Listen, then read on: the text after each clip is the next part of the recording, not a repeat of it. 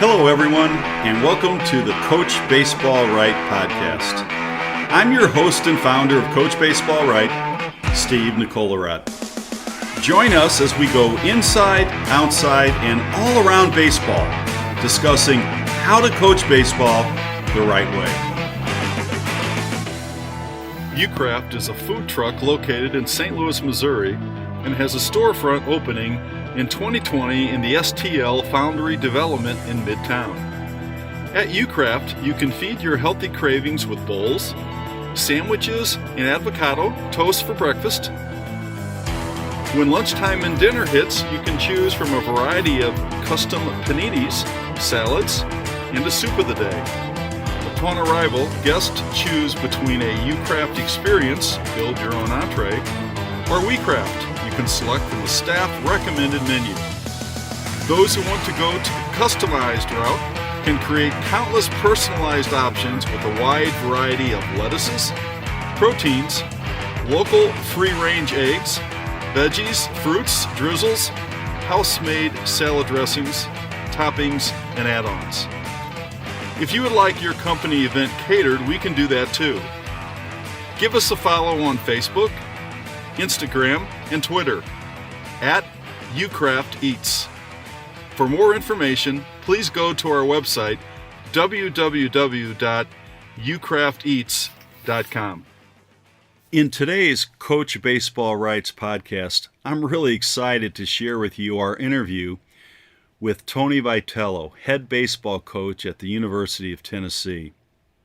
Tony's rise to the head coaching position at Tennessee included stops at Missouri, TCU, and Arkansas as an assistant coach in charge of recruiting. He's earned a reputation as one of the top recruiters on the college baseball scene, having assembled 8 top 15 signing classes, including the top-rated class in 2014. In November of 2016, D1Baseball.com ranked Vitello number 2 on its list of the top 30 recruiting coordinators in America. Coach Vitello has been on the college scene now for 15 years and has signed and developed 6 first-round MLB draft picks and a handful of players who have advanced to the big leagues. In this interview, we're going to talk about what it takes to be an outstanding college recruiter, the change in the recruiting process, moving away from high school coaches and high school programs and more to the summer programs and the summer coaches. We'll talk about the life of a college baseball player and the adjustments that a high school player makes as he goes from high school to college and then from college to the pro game. And if you're a parent or a coach, you're really going to be interested to find out what it takes for your son to play at the next level and what you need to do to provide him or her the best chance at doing so. And I think you're also really going to enjoy Coach Vitello's take on playing multiple sports. So with that being said, let's jump into our interview. Hi, everybody. We are here with Tony Vitello, head baseball coach at the University of Tennessee. Tony, thanks so much for being on the Coach Baseball Right podcast. My pleasure. Thanks for having me. Hey, Tony, our Coach Baseball Right program is all about helping organizations, coaches, parents transform baseball experiences and developments. We started this podcast to allow our listeners to hear different perspectives on coaching baseball the right way. So with that being said, let me jump into our first question. You have an outstanding reputation as an excellent recruiter. What does it take to be a good recruiter? Well, I think the first thing is something that's hard to control. I've been blessed to be at 4 great places that are major universities, big budgets, and all those things. So those are a blessing for me personally. But I think regardless of your circumstances, you kind of have to be willing to sacrifice quite a bit because recruiting requires time at odd hours, whether it be an early Sunday morning or late on a Tuesday night. Rain delays cause you to watch games past midnight sometimes in the summer. So like any job that you need to do, well at, it's time consuming, but it's really an off-base schedule that's demanded of you. And for people that have families, unlike myself, I'm single. I can only imagine how much more difficult it is because it's a challenge. Would you say that are you away actually during the season, or is almost all of your recruiting done in the off season?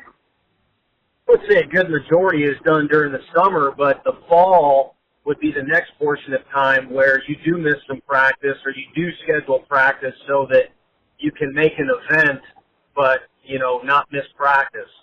And then in the spring, really it's only going to be the recruiting coordinator that's probably going to end up missing a lot. Now, I've missed practices in the spring as the head coach, but as a recruiting coordinator, I've gone as far as to miss a game or two, which is never good for your players, and we've kind of made it a policy now at Tennessee that I don't want that to happen. It's not a very good message to your team. You're basically telling your team that this game's not that important. We need to go see this other guy. But it just kind of reflects or goes to show you how challenging and how demanding recruiting has become. And it doesn't matter what athletic team or what level, recruiting is the lifeblood of your sport or your program. So you really do have to make sacrifices, but I think that's going a little too far. Well, let's suppose for a second that I was a pretty good ball player and you were going to recruit me, right, to your school. What is it? What's your sell? What are you going to say to get me to your school, to your city, to your baseball program? Well, I think currently what we have is if you're going to call it a sales pitch or kind of our niche is we're new to Knoxville and the University of Tennessee. The program hasn't had a good deal of success lately, so we kind of have this remodeling vision or high expectations or new standards, whatever you want to call it. I don't really like saying rebuilding. And some kids have really been, captured by that, as well as some of the football recruits we've had on campus for our new coaching staff with football. So that newness has been an attraction. But, overall, I try not to get too pitchy. It's more about laying it out there and being as honest as possible about what our environment is like. And then that way, it doesn't create any problems down the road, and immediately the family or the prospect will either latch on to what he hears because that's a good match for what he's looking for, or it'll turn them off or maybe just not excite them, which in the long run I think is going to save everybody time on that end too. Right. Hey, is there an area of the country that in order for you to be successful that you feel you have to recruit well in? When I was at TCU, it's a private school, so there is no in-state tuition, but nonetheless, it's a Texas school, and everyone kind of knows the environment down there. I felt strongly like we had to almost dominate Texas or attempt to, but since I've left, even that school has kind of gone nationwide. Texas A&M, who rarely left the state, got a commitment from a Hawaiian recently. So even for the most devout, state schools that want to keep all the best players in state, it's kind of become a nationwide thing. For some more than others, you do have schools like Fullerton that don't have a huge recruiting budget, have a ton of good players in their area. They don't go too far outside of a 30-mile radius, but, wow. Even them are occasionally picking off a player from a national showcase. And for us, our state, if you're good at geography, which I'm not, I didn't realize where we were or what shape the state was. It's so long horizontally. We touch so many other states.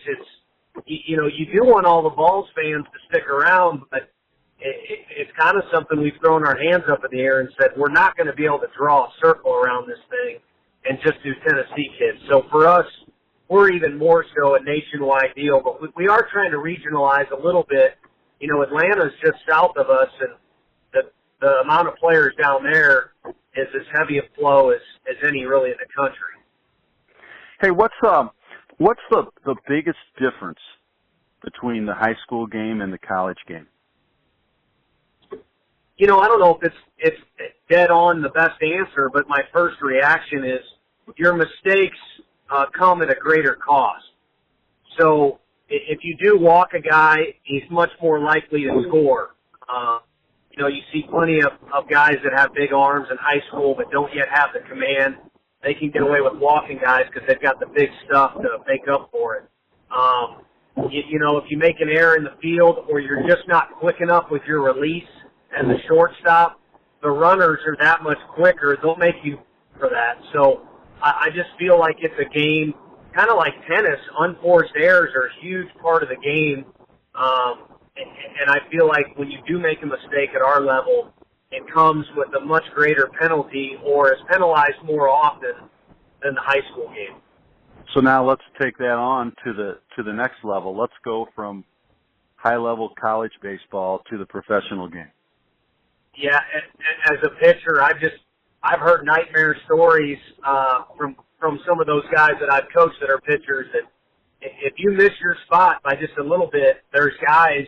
And I played with a guy that gave up one of Barry Bonds' 77 homers that year, and he pitched against them. It's just like if you leave it in the wrong spot, not only is he going to make you pay, it's almost automatic that it's a home run.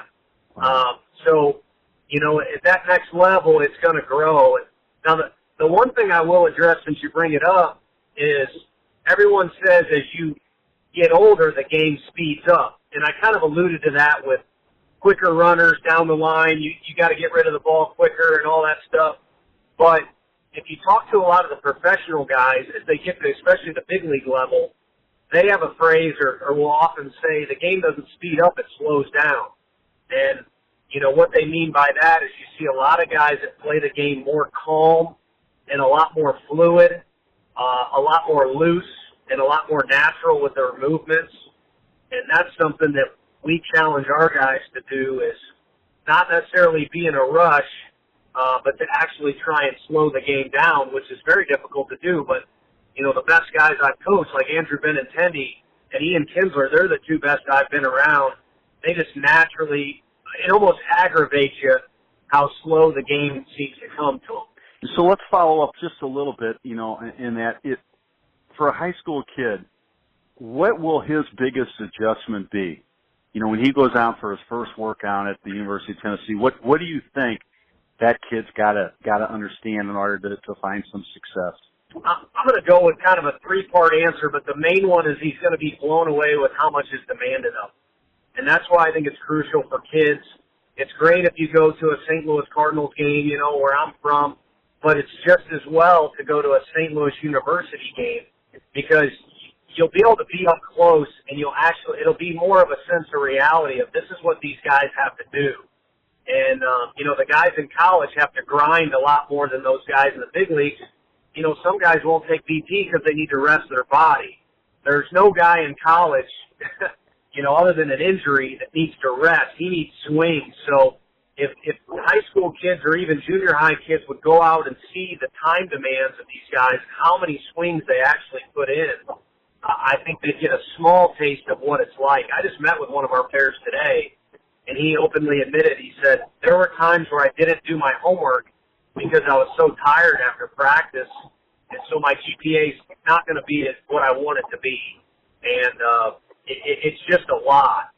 So, for those guys, it's incredibly demanding when they first get there. And then my other two portions of the answer, for guys that are being recruited, they always want to hear that they're going to play as a freshman. And unfortunately in recruiting, there's a lot of telling guys whatever they want to hear, but it's hard to play as a freshman once you actually get on campus. And the two things are you have to be physically ready. And a lot of freshmen just come in too skinny, not strong enough to swing the bat or not physical enough to hold up, for a season on the mound.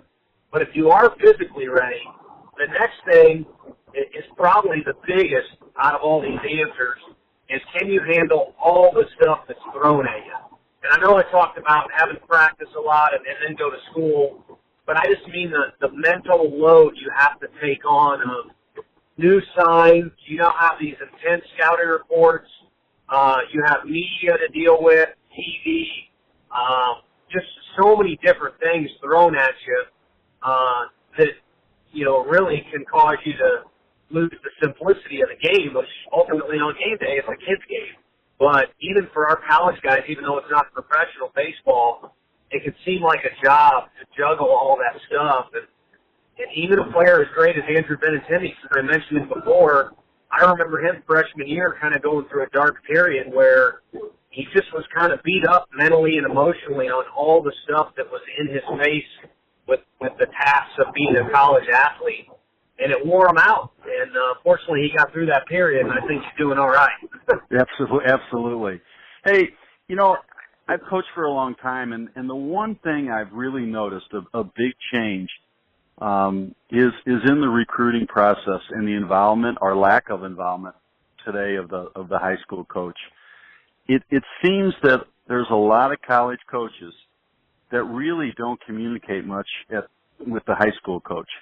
I guess they're recruiting from other sources, you know, their showcase events, their tournaments, their camps, and so forth. Would you say that's accurate? And if it is, why did that take place? Why did that evolution come about? Yeah, for a high school coach's son, it's frustrating. And you did coach for a long time, and you were successful at it, great at it, really. And so you should be as good of a resource as anybody as far as giving factual information about the kid as a player. And then you also hold what I think is the most powerful bit of information. You know what the kid is like in the hallways of the high school. Because any kid is smart enough to know if he's at a major event in the summer and there's a bunch of college coaches around, he probably needs to mind his P's and Q's. He probably doesn't need to get thrown out of the game. He doesn't need to talk back to his coach. He probably needs to hustle a little bit. And so you get maybe a false act from some of these guys in those scenarios, whereas you get to be around the kid in all kinds of circumstances, as well as practice, which summer teams rarely do. And so you have a wealth of information. So why would someone not contact you? And I think it really comes down to the timeline of how this recruiting process goes. Summer dominates the calendar, and then in the winter, that's downtime. Like for us now, we're not going out to see guys, but we're gathering names. And those summer coaches are the ones that are really, in order for them to make money, they almost kind of have to become an agent for the family.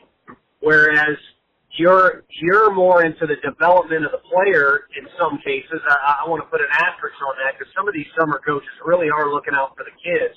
But your job is to teach him when you have him in class, and then teach him on the field when you have him in practice, and then, you know, help him or assist him on game day or compete alongside of him on game day to represent your high school. The summer coach, really his job is to get him in the cage and increase the exit velo or the velo off the mound, and then help him get, you know, offers or visits lined up at school, so that guy kind of becomes his agent. And if I had all the time in the world and I had my druthers, I think I'd rather be in touch with a high school coach. But with how fast-paced this college recruiting thing has become and how time-sensitive it is, you kind of go to the source that is reaching out to you, and it becomes this little interaction that almost mirrors free agency baseball. You know, right. Scott Boras tells the Nationals this money isn't good enough for Bryce Harper, and then the Nationals come back and say, but we want him. And you're really, at the end of the day, you're trying to work out a deal. And I won't lie to you, sometimes I get caught up in the mode of we got to get this deal done, and it gets done, and I'm like, man, I hope we don't regret this thing because I skipped about 5 steps. But, you know, sometimes that's to my fault or there's some laziness in there. But a lot of times it's like, hey, this summer grind will absolutely crush you, and you're looking for shortcuts any time you can get them. And you know, the thing that disappoints me most about the reality of our time is that I think the purpose of the game has changed at levels below the collegiate level. You know, it used to be that you had 2 good teams playing and there was great competition. And today it seems to be about how well a kid shows. Coaches will leave players in to show them longer, you know, and that's disappointing. Right, and I don't mean to try and put your words into my context, but the way I decipher what you're saying is back when, it wasn't that long ago when I was playing, we played to learn how to play the game and basically be a better ball player. And now it's train so that you're a better prospect. Again, it's kind of all about getting this deal done. You can't get eyes in front of you unless you have people reaching out and you got a video and your exit velocity gets better. And none of this really equates to, hey, you know what? I just pitched for my team and we won the state championship.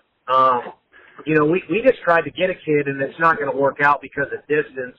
But he won the state championship for a huge state. I don't even want to say it because recruiting's so competitive. One of the best baseball states in the country, but he's not a velocity guy. So he's at a junior college. And he can touch 90 miles an hour, but he just is not very prospect. He's just a winner. And, in a different decade, maybe he's got all kinds of offers, but now it's about the prospect thing, and it's about getting the deal done instead of playing the game so you're better at playing the game. Would you say that we're actually seeing that in this current new wave of younger major league players where they're actually, instead of getting fundamentally sound at the collegiate level, high school level, minor league level, that in fact they're being fundamentally taught while they're learning how to play in the big leagues? Yeah, and I think you hear it from especially some of the old school coaches in the big leagues, and really even guys that, you either coached against or I played with. Their frustration with the guys when they first get them is they're literally at ground zero as far as fundamentals, but even more so at how to execute situations that'll win you a game. A good slide to avoid a tag, a good relay throw, or being in proper position for a cutoff on defense. At the plate, cutting down on your swing and putting the ball in play with 2 strikes so that you can move a runner, or different other areas you can execute on offense without actually having, a ball go over a fence or an outfielder's head for an impressive hit. This podcast is powered by E3 Consultants Group. E3 wants to awaken the inner entrepreneur in anyone who is ready to take control of their financial picture. E3's family office model is prepared to serve individuals, families, and business owners with the right mindset, regardless of your net worth.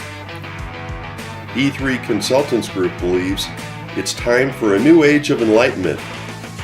People need people to take responsibility for their financial well-being. The problem rests with inactivity, in sitting back and doing nothing. Essentially, we've allowed an entitlement society to overtake our ability to succeed or fail on our own merits. If you are ready to equip yourself with the knowledge and strategies to break out of this cycle and take your financial picture to the next level, then E3's business model is ready to assist you in thinking differently. If you are an entrepreneur, who is helping you get to the next level? Are there financial roadblocks standing in your way? At E3 Consultants Group, their mindset is all about optimizing the tools of time, talent, and capital. Whether it happens through cash flow awareness, income tax strategies, business consulting, privatized banking strategies, wealth management, or asset protection, E3 is ready to take your mindset from worry to wealth to worthiness. John Moriarty, the founder and president of E3, is a longtime supporter of Coach Baseball Right. Visit their websites, www.e3cg.com or www.e3wealth.com, or contact John Moriarty directly at 314-805-9349 to learn more. Tell him Coach Nicolarot sent you. It's time to think differently. E3 Consultants Group, education, empower, enlighten. Now, let's switch gears just a little bit. I love practice, and I loved planning practice, and I really enjoyed the flow and the pace of a great practice. Can you describe your practice planning process and how much time you spend preparing for your practice? Yeah, you know, what I think you want to settle into as a baseball player, and we have this fortune at the college level, a lot of our guys have been around guys like you, so they have a good foundation or a secure foundation of fundamentals. So we don't necessarily have to be as creative as I think you do, but you want to be creative because these are still teenagers and 21-year-olds that, you know, you'll lose them and you won't get anything out of the practice if it doesn't have something fun to it. So our practices are kind of a combination of those two things. And what I mean is we kind of have a routine where we have a dynamic warm-up, some speed work every day, some base running every day, and then some defensive fundamentals really to start every day. And then after that kind of comes into play some of the things we talked about in the office during the day. And, you know, really what we should do when we have our best practices is when we all meet in our conference room for the day and kind of come up with the plan together. But because of recruiting phone calls at night and different families, we're kind of all there at different times, and it really just becomes a text message fest or a walk down the hall and bring something up. And at the end of the day, I just kind of come up with a list that I think are the most important things and maybe one thing that will get the guys' attention, whether it's fun or it's real competitive, and we throw together that practice and then go do it. And I think the important thing about, you know, if any coaches are looking for advice, I think about, you know, I get the sense you get the same high that I do when it goes well and you kind of were firing on all cylinders and, like you said, it flowed well without any delays. There's got to be some days in there where you just kind of screw it up or you try something and you know what, it didn't work, but at least I tried it. And I think that's something I've encouraged our guys when they break it down with their position groups is, you know, don't be afraid to try anything, or if you need an extra 5 minutes, you know, don't hesitate. Try and be creative, and with that creativity is going to come some trial and error. Hey, what's the most undercoached part of the game? I think base running, and that's really where we try and separate our. You can even break it down to sliding. We beat Mississippi when I was at Arkansas in an SEC tournament game that really probably secured us hosting a regional, and that's the year we went to Omaha. It could have been the difference maker, literally going to Omaha, because we got to host, and it was a slide at second base in extra innings where our guy really should have been thrown out, but it was a great slide. He ends up scoring the game-winning run, and like I said, the rest is history for that season. And you know, it starts really with your thought process before the pitch and then ends with a slide, a potential slide situation, but there's all kinds of stuff in the middle there, including speed work. Everyone wants to recruit fast players, but very few people coach speed or work at it. And then just there's an awful lot of thought process that goes into base running. And if you look at the best players or the best teams, they're really good at it. I mean, the Boston Red Sox, outfield defense and base running were two areas that they excelled tremendously. Yeah, it's amazing when you get two good ball clubs out there in the field together how it always comes down to something small, you know. And you know, I've always enjoyed the base running part of the game, and I think that is an area that across the board, especially at the level that I spent most of my life at, the high school level. Base running was that area that was undercoached as well. You know, many years ago, I used to officiate college basketball, and I walked in a lot of arenas on the back door, and I saw things that most people, when they saw the game on TV, that they never saw. And I kind of think that our parents today are in that boat when it comes to playing, you know, major college athletics. Can you describe for me and for our listeners the life of a college baseball player in both the fall season and the spring season?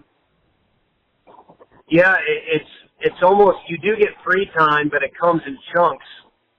You know, fall break or Thanksgiving break. But when you're really in it, it's almost militaristic, you know, type of lifestyle. And no disrespect to, you know, our troops. But what I mean by that is it's so, again, demanding and regimented every day. It's wake up.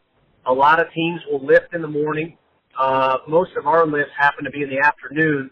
But if you lift in the morning, it's make sure you eat something, lift, and then you need a real breakfast, and then you go to class, and then you go to lunch, and then you go to early work, and then you go to practice. And after practice, you're going to eat dinner, and then you probably have some sort of study hall or tutor, or you need to do some academics on your own. And this really brings us to late in the evening where you probably do have some time before you go to bed, but you're probably not going to have any energy. So that's where, you catch up on the phone or the computer or video games for a little bit, but you're not going to have a whole lot of energy to do anything else because you're going to need to be set to wake up and do it all over again the next day. And, eating is a job, being a student. Another full-time job is taking care of your body. There's so many recovery tools now, in addition to all the heavy training that goes on with lifting and speed work. And then you have another full-time job, which is to be as good of a player as you can be. So a lot of times our guys will be in the cages at night on their own and all kinds of other things. So, it's almost like you're a single parent in 2 or 3 jobs to keep food on the table for their family. And that's what is expected of you day in and day out, except for, the football week. Hey, Tony. I just missed. I think I just lost you for a bit, but that's okay. I wanted to ask you this too. Do kids miss practice for class at the college level? They do in the fall, and really in the spring too. Eric Fisher is a kid that I coached who was in his 5th year of school, and he was a business major, which was a very competitive major at Arkansas. And me and him basically became almost more buddies than coach player because we spent so much one-on-one time with another, but he had to work around his schedule. And we send out a couple different pamphlets to our guys that say, practice is never an excuse to be late to or miss class. Now, a game is a different situation. Our guys will literally miss class just to be at batting practice on occasion. But, at no point do we want our guys missing class because of practice. We can always rearrange that schedule. College coaches now have phenomenal facilities, a bunch of help. We all make good money nowadays for the most part, so we can rearrange our schedule to adhere to those student athletes. Hey, when you look at the state of youth baseball today, would you say the kids are playing too much? Yeah, there are periods of the year where they are, where it just becomes a deal on Sunday where it's their 5th game, the team's out of pitching that they're playing, they're not getting any competitive at-bats out of it. Everyone's kind of toast for the weekend. They've been sleeping in a hotel. They've been in a car for the last 3 weeks. So I feel like there's pockets in there where it's overkill, and then there's other times where maybe they're not doing enough or maybe not working enough at things. And it's almost kind of like I was joking about, I won't badmouth a deli sandwich place that's out there, but to me they're kind of known for just plopping the meat down right in the middle of the bun, and it's not really spread evenly like some people would prefer. And I think that's kind of a parallel for what I'm getting at. So it's kind of a yes and no answer, but overall I would answer yes. I think kids get beaten down, especially the younger kids that are not even in high school yet. I watch my kids play youth sports, and I coach some youth sports, and I could never understand why we put kids in a spot to play, the 2nd or 3rd game on a Sunday, and everyone, they couldn't wait for the last out of the last inning so they could start to go home, and yet here we are. We've got these kids playing the 3rd game of the day, and there's not much good happening sometimes with all this stuff going on. No, and that's what you got to look around, and unfortunately money kind of drives that. A lot of the hotels, the cities that are hosting with the hotels the night before, and you got to get this guy in the game and things like that. But if you look at it, I'm single, so I would stay around Sunday a lot of times, but it's supposed to be exposure baseball for some of these high-level summer teams, and I'd be the only guy in the stands because everyone else has a family and they're home where they should be on a Sunday. And so to me, I've always thought Sundays should be cut out of the mix unless it's some sort of major tournament, but I don't have that empowerment to to make that the letter of the law. If we could make one change to youth baseball, one change, what would it be? As killer of a statement as it may sound or may be, I think the parents' role in the development of the players and just how the behavior is around the ballpark. I think a lot of the mistakes that are made are made out of love, and I'm not a parent, so I can't put myself in people's shoes, but I do get it. You want your son to succeed, and you want attention, and you want the best things for him. But I just think at the ballpark in particular, the environment can be toxic sometimes when you see parents trying to coach their sons basically over the top of the actual coaching staff. And, again, you want good things, but you're sending a message of not being respectful to, those that are in authority or even just your elders in general. The crazy reactions to wins and losses or results are actually counterintuitive to what I've been taught. Most of the best coaches that I've, learned from or have read on, they actually try and get their players to detach themselves from emotion. As far as results go, the approach is what's most important. So I think if parents could focus more on the actual approach, going to lessons and things like that is not to spend the most money or brag about the results that occurred or say you're working with this guy or that guy. It's more about learning to sacrifice for what you want, the work ethic that it takes to do so, and learning how to make adjustments so you improve areas of weakness. But I just think and then the recruiting aspect, as far as showcasing your son and what's important for him, it's a little convoluted, and I do think it's important to try and win. But if you really break down winning, it's kind of a team deal. So you're willing to do whatever it takes for the team to win. And when you're doing that, you're becoming and learning how to be a good teammate, which can really carry over in all kinds of different aspects of life or at any level that you're able to play at as a baseball player. Every time I go on and give a clinic, I always talk about probably the most important thing I've ever done as a coach. It has nothing to do with baseball. It's about helping the kids grow through baseball. So it's really exciting for me to hear a guy at the major college level talk like that. That's a great message. Now I want to talk just for a second. Your dad was a real successful high school coach, and he coached 2 sports. What's your take today on a multi-sport athlete and the growing perception, the kids need to specialize? Yeah, for sure. Well, I jumped the gun there because I get excited about the fact Coach Pruitt, our new football coach, he recruited Jameis Winston. I mean, he is all about 2-sport athletes. And eventually, if you're not making an impact at one or the other, then it's time to quit is what he'll tell the kids, and we'll do the same. So we actually kind of have a little joint venture going on.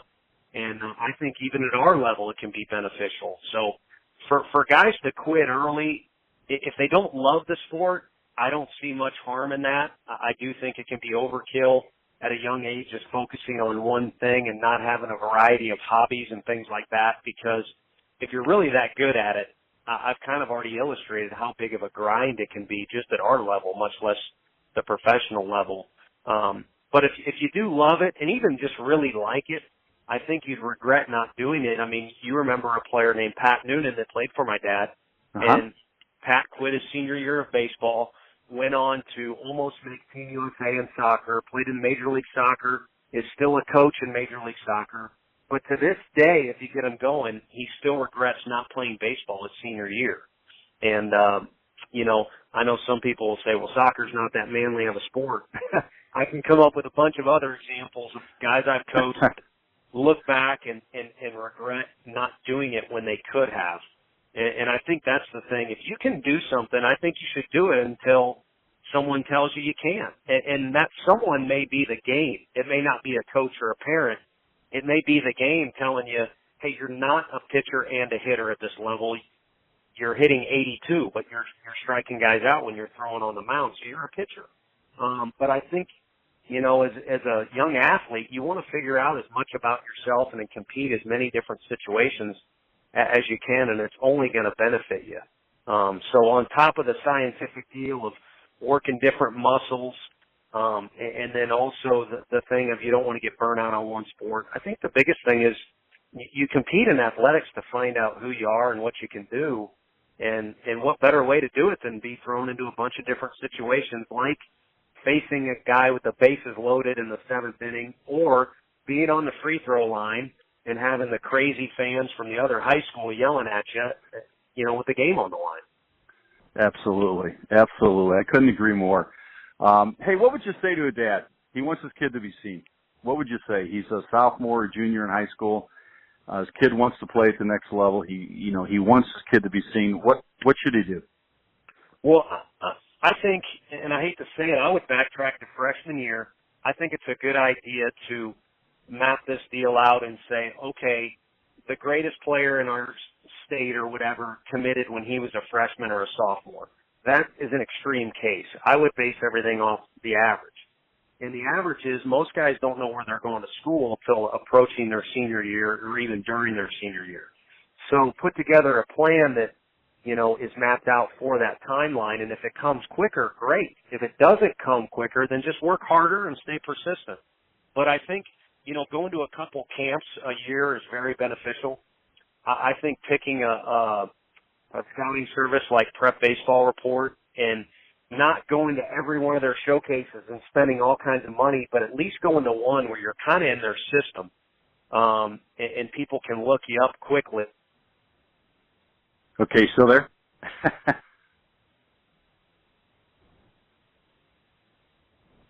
You're fine. Okay. Hey, just 2 more questions, okay? Okay, cool. Okay, hey, Tone, what's the biggest difference in coaching baseball in the SEC and the Big 12? Well, I think the Big 12 has changed.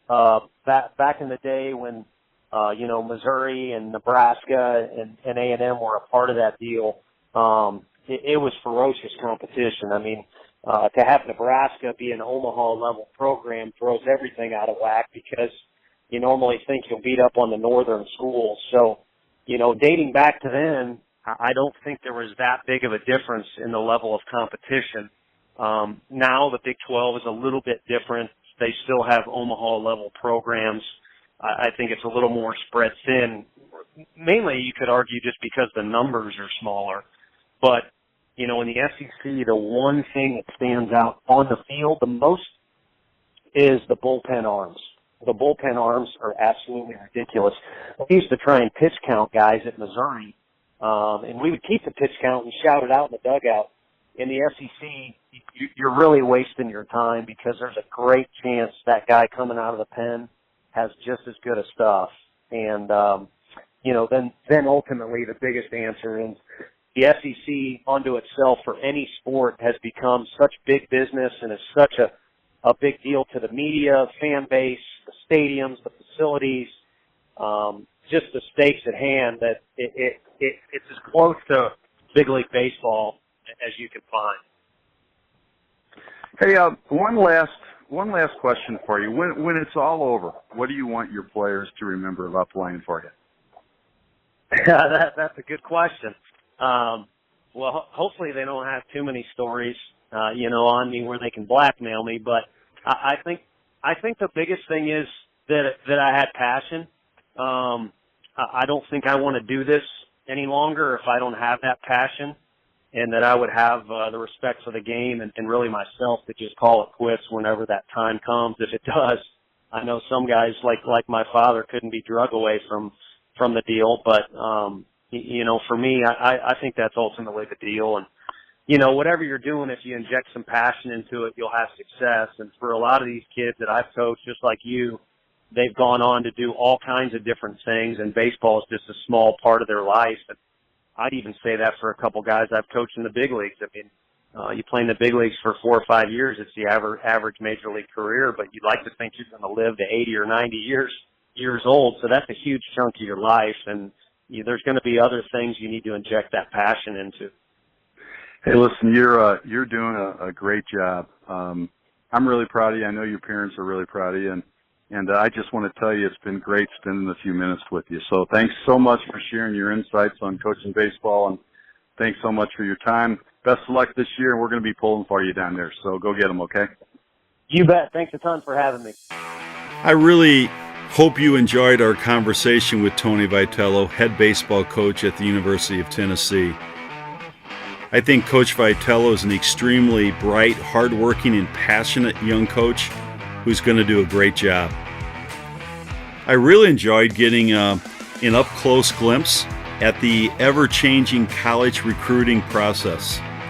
You know, the process has really changed from the emphasis being the high school program and the high school coach to now being on the summer programs. That's an important change that all of us need to realize.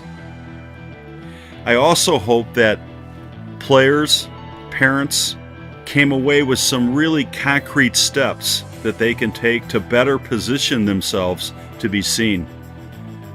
I would suggest taking advantage of camps at the schools that you're interested in. I would suggest being cautious and very judicious in selecting your showcases. And I hope you also came away with the idea that if you have a son or a daughter that wants to play multiple sports in high school, that there's nothing wrong with that. I mean, if the player only wants to play one sport, that's fine.